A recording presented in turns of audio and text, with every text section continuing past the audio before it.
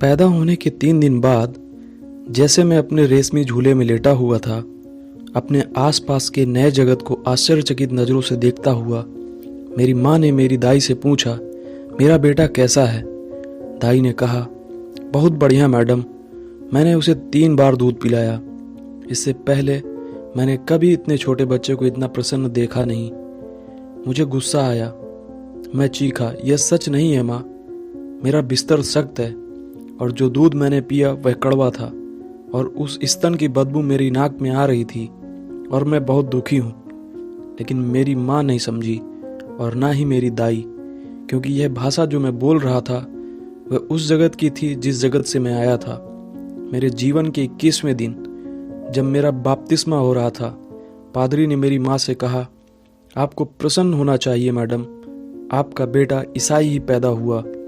मुझे आश्चर्य हुआ और मैंने फादर से कहा, फिर स्वर्ग में तुम्हारी माँ को दुखी होना चाहिए क्योंकि तुम ईसाई नहीं पैदा हुए थे। लेकिन मेरी भाषा पादरी की भी समझ में नहीं आई।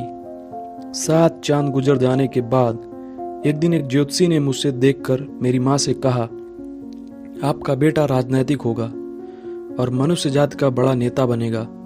मैं चीखा, यह भविष्यवाणी गलत है।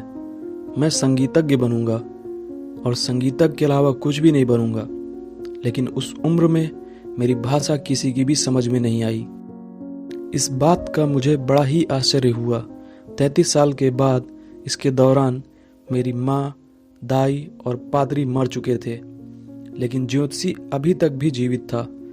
मैं उससे एक मंदिर के पास मिला।